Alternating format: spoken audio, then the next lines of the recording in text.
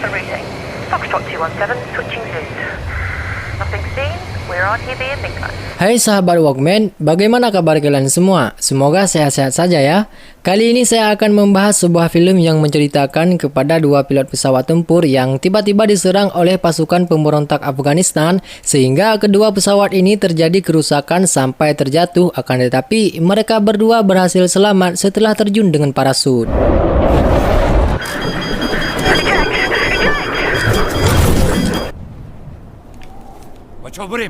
Tiba-tiba datang beberapa pemberontak yang lain menyuruh mereka agar tidak bergerak. Salah satu si pilot pria mengambil pistol menembak mereka, tapi naasnya si pilot ini tewas oleh pemberontak tersebut.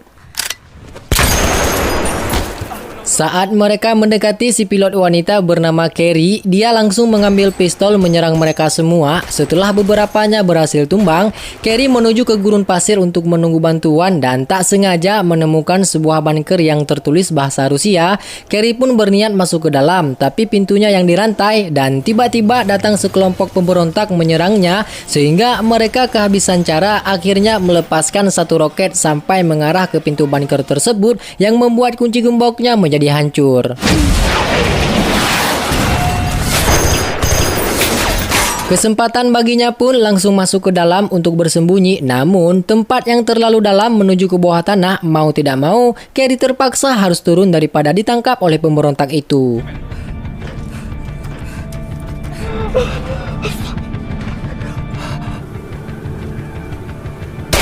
Tibanya di sebuah tempat, Carrie menemukan beberapa mayat, buku termasuk satu flash disk, entah apa isi datanya. Dia menyimpan mungkin bisa digunakan untuk sesuatu yang penting. Ketika ingin memeriksa ke tempat lain, tiba-tiba muncul pemberontak dan Carrie pun bersembunyi di balik tembok. Saat mereka menghidupkan lampu, begitu kaget melihat beberapa kapsul dengan isi makhluk yang mirip dengan tubuh manusia.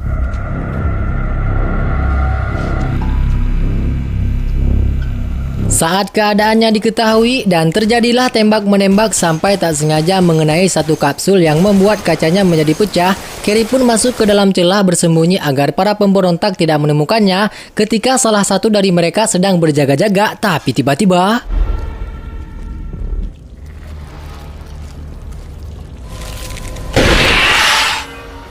ya, dia pun diserang oleh makhluk itu sehingga temannya yang melihat memutuskan untuk bersembunyi, sedangkan si Carrie yang sedang menghadapi yang lain mencoba berusaha keras agar bisa keluar dari tempat tersebut.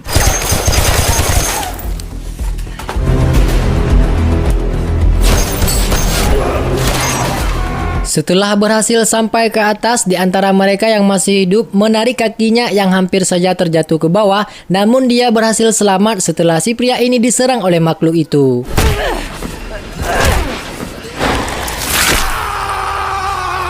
Di luar, ternyata ada satu lagi yang berjaga di depan pintu bunker. Niatnya untuk menangkap si Carrie pun jadi batal setelah melihat wujud makhluk yang mengerikan, lebih memutuskan untuk mengambil langkah daripada menjadi sesuatu yang lebih buruk.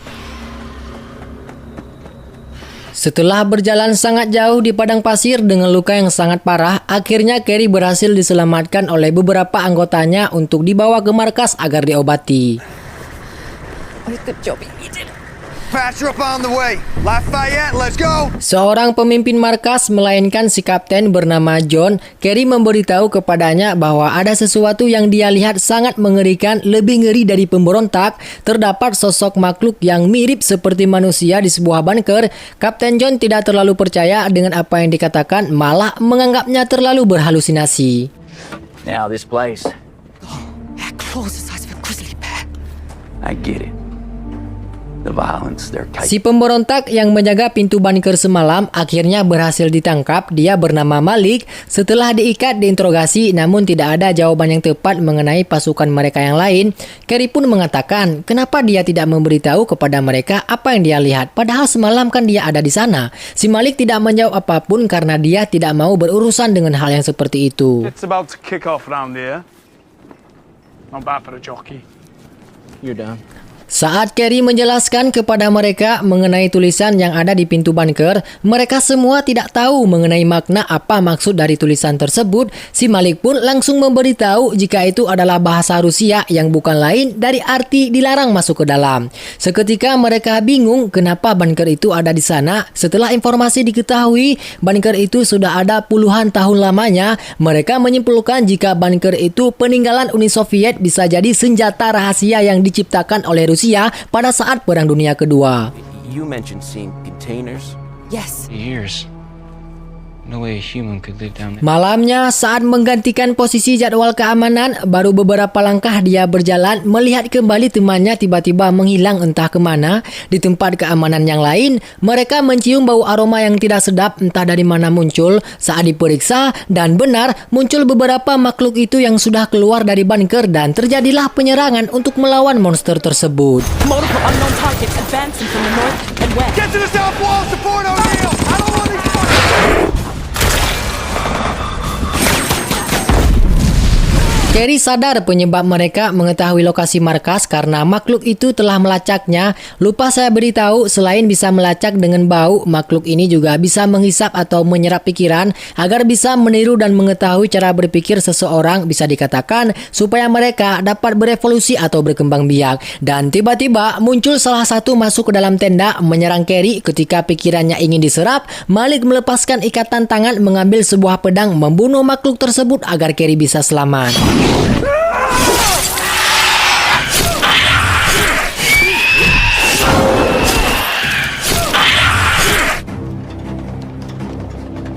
Si kapten yang dihajar oleh monster tanpa bisa melakukan perlawanan akhirnya berhasil diselamatkan oleh dua pasukannya setelah ditembak, dan si Kapten John pun sangat marah sehingga mengajar balik si makhluk itu yang telah membuat dia menjadi sesak.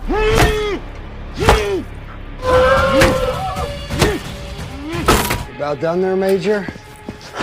Setelah kemunculan mereka yang semakin banyak, akhirnya sang kapten bersama pasukan menyuruh mereka untuk mundur daripada semakin banyak anggota yang tewas. Mereka bersembunyi dalam kontainer termasuk si Malik. Selagi makhluk itu menghilang, mereka harus menunggunya sampai pagi. Contact! Fucking camera!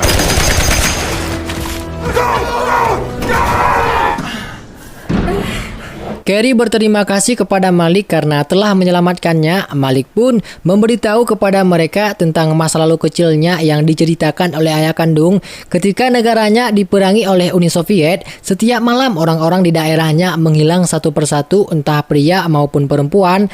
Ketika mayatnya ditemukan dalam keadaan yang tercabik-cabik sampai sebagian tubuhnya hancur, awalnya rakyat mereka berpikir ulah perbuatan serigala dan beruang. Ayah si Malik pun memimpin pasukan untuk berburu agar tidak ada lagi korban-korban yang berjatuhan di daerahnya, dan sampai sekarang ayah si Malik tidak pernah kembali, bahkan mayatnya pun tidak ditemukan. Namun setelah Uni Soviet itu mundur, semua berakhir secara tiba-tiba dan tidak ada lagi orang-orang yang menghilang di daerahnya. Malik pun menyimpulkan makhluk itulah selama ini yang telah membunuh ayahnya termasuk orang-orang yang ada di daerahnya. Akhirnya Malik pun meminta kepada mereka untuk bergabung agar bisa balas dendam terhadap kematian sang ayah kandung. He never returned from the hunt. It ended. Paginya, setelah keadaan menjadi aman, mereka mengatopsi salah satu makhluk yang sudah mati. Ketika perutnya dibelah, mereka kaget terdapat organ-organ manusia yang ada di dalam tubuh makhluk itu. Kapten John meminta maaf sebelumnya kepada mereka. Ternyata dia mengetahui tentang hal ini. Di sini Kapten John memberitahu pada saat Perang Dunia Kedua, pemerintah Uni Soviet diam-diam melakukan uji coba untuk membuat senjata rahasia, di mana setelah menemukan sebuah pesawat dari luar angkasa yang jatuh ke bumi, mereka menyelidiki untuk mencoba gabung DNA alien dengan DNA manusia. Setelah mereka berhasil menciptakan monster, namun sulit untuk dikendalikan, akhirnya para peneliti berhenti melanjutkan agar tidak menimbulkan masalah yang lebih besar. In the Hindu Kush, not to craft of some sort. It's a bit where we all get killed for knowing too much. Saat sedang dijelaskan lebih panjang lebar, tiba-tiba si alien ini terbangun menyerang mereka semua, dan Kapten John pun mengorbankan diri dengan meledakkan sebuah bom agar si alien bisa mati bersamanya.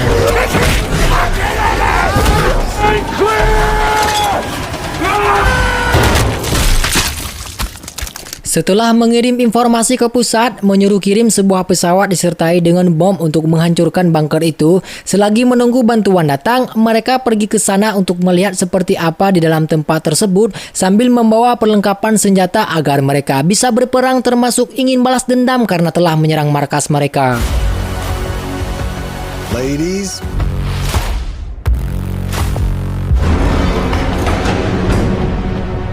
Tiba di sana, setelah turun ke bawah, mereka memeriksa ke berbagai tempat. Malik pun melihat beberapa mayat yang terbaring sudah busuk. Bukan lain adalah teman-temannya dulu yang ternyata para ilmuwan ini menggunakan tubuh musuh perang yang ditawan untuk dijadikan sebagai wadah monster tersebut.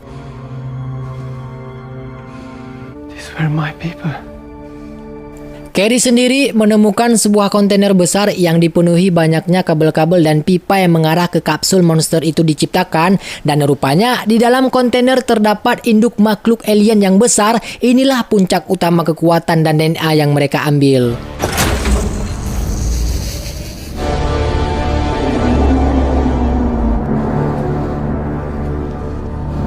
No fucking way. Dan tiba-tiba muncul salah satu monster menyerang si Candy. Untung mereka berhasil melumpuhkannya. Sedangkan si Will yang menjaga pintu bunker di luar, dia harus menghadapi beberapa pemberontak yang muncul menyerangnya.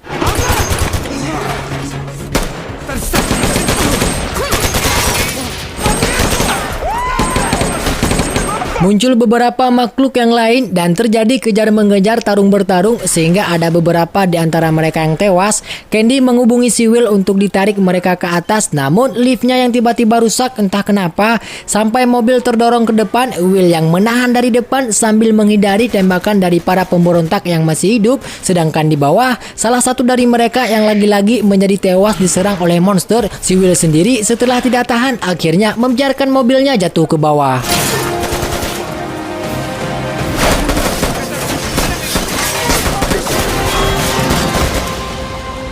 Saat si Malik diserang, dia melihat jam di tangan monster itu bahwa sadar jika itu ayahnya yang sudah jadi alien. Sedangkan mobil di atas yang hampir jatuh, Malik meminta kepada Carrie untuk segera menjauh karena dia ingin mati bersama ayahnya.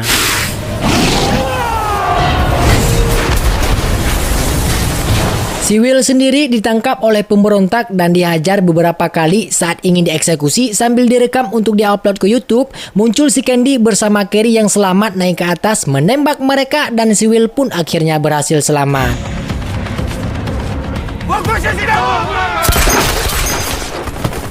Setelah semua selesai, datang pesawat bantuan menerjunkan sebuah roket untuk meledakkan bunker tersebut. Mereka bertiga segera naik ke mobil karena waktu hanya 30 detik, melaju dengan cepat agar segera menjauh dari tempat itu.